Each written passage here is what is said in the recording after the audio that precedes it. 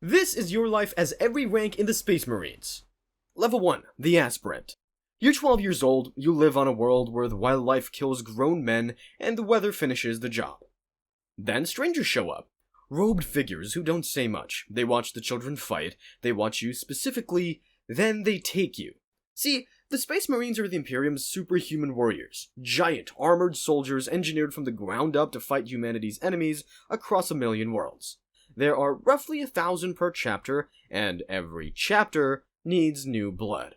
That's why they came to your world, that's why they picked you. Nobody tells you what the trials are before they start. One morning you wake up and you're running through a forest and something is behind you and the only instruction you were given was don't stop. You don't know what it is, you don't know how long you have to run. The boy to your left trips and goes down, but nobody stops. You don't stop. 3 days in, you haven't slept, you're drinking from puddles, your boots came apart on day 4, and you tied them back together with strips cut from your shirt. A week in, you've lost count of how many recruits started with you. 2 weeks in, someone steps out of the trees and tells you it's over. Half the boys with you who started are dead.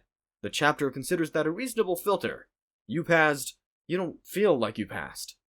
Level 2, the Neophyte. The surgeries start within the month. Nobody asks if you're ready. You're strapped to a table, a tech marine, that's a space marine who handles surgery and technology, picks up the first instrument and starts without explanation. First, the os modula.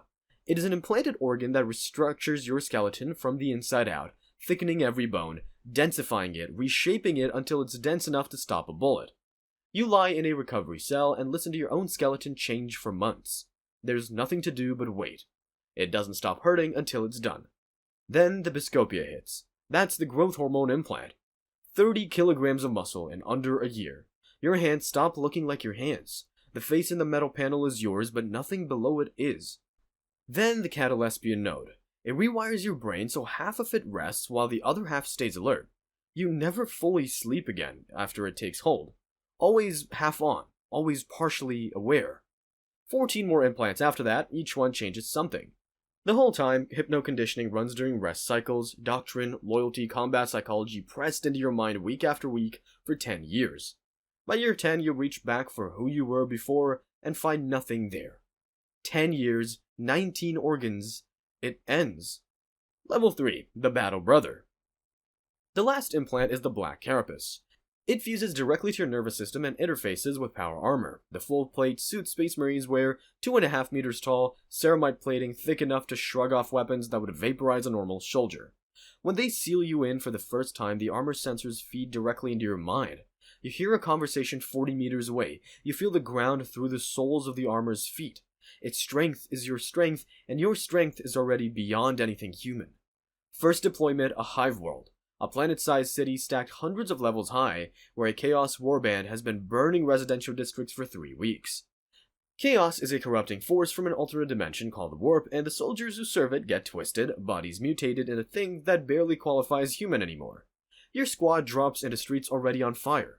Mutated figures pour out of a doorway ahead, and your bolter, a weapon that fires rocket-propelled explosive rounds, opens up and they come apart. 6 city blocks, rubble, smoke, close quarters and stairwells. 19 hours later, the district is clear and you are not tired. Not even close. Then the next war zone. Then the next. Then the next. Most Battle Brothers die somewhere in that cycle, on some planet whose name nobody remembers. The chapter records the name and moves on. Level 4, the Sergeant. 40 years in, the Sergeant takes a plasma burst through the chest. The lieutenant points at you. That's the whole process. 12 soldiers, you learn who freezes, who covers for who does something reckless when they're scared. That's the job before anything else is the job. During a push on a bunker network, you send one of your squad through a side corridor because it needs clearing, and he's the right person for it. You're 6 meters behind. You hear the shot, you come around the corner and he's down and there's nothing to do because there was never anything to do. The corridor needed clearing. He was the right call. Level 5, the Captain. 80 years in, a captain dies and the slot opens and it goes to you. 100 Marines, command post on the strike cruiser, maps on a table, a Vox officer relaying orders down the chain. 3 days out from a chaos-held moon, the chapter master calls a council. He wants your company to take the northern position. You've seen the reconnaissance. 400 meters of open ground, no cover, enemy positions dug in on both flanks. You say this, you have the numbers. He listens and tells you the other approach takes 3 days longer, and the warband fortifies it completely by then. He's right. You take the northern approach. 60 Marines cross 400 meters, 19 don't reach the other side. The position is taken. The Chapter Master commends the company's performance in the after-action report. Level 6, the Chapter Master. 150 years in, the Chapter Master falls. The vote goes to you. 1,000 Space Marines, the Fortress Monastery, the Chapter Fleet, and the Gene Seed Stockpile. That's the biological material harvested from dead brothers and implanted into new aspirants.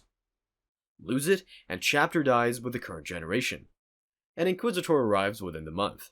The Inquisition are the Imperium's secret police, answerable to almost no one. He wants 2 full companies redeployed to a war zone immediately. You've seen the intelligence. Chaos forces have been baiting Imperial units into that city for months. Prepared kill zones. Every regiment that moves on, it doesn't come back. You say no. He evokes inquisitorial authority. You say no again, he leaves. 3 weeks later, a formal censure arrives. You file it. A month after that, the intelligence confirms it was a trap. 2 guard regiments that went in are gone. Your 2 companies are alive and in position. Level 7, the Dreadnought. Not every Chapter Master gets to die in battle. Sometimes you take a wound that should end you. A plasma blast through the chest cavity, a blade through the spine, something that leaves the apothecary with very little to work with. The chapter decides you're too valuable to lose. They don't ask permission. There's no time for that. The apothecary cuts out whatever is still functional, your torso, your head, whatever pieces are still alive, and seals them in a sarcophagus filled with suspension fluid and wired with neural interface cables. The sarcophagus gets bolted into a dreadnought, a 2-story walking war machine built around keeping what's left of you running. They call it an honor.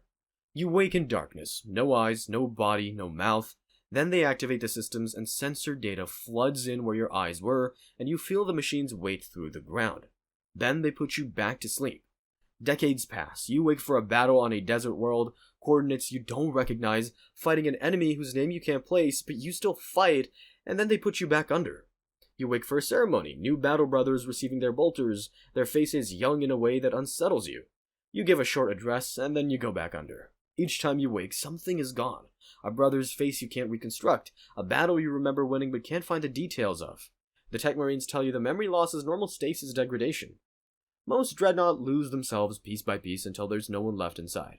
But the chapter still wakes them, still points them at the enemy, still puts them back to sleep after.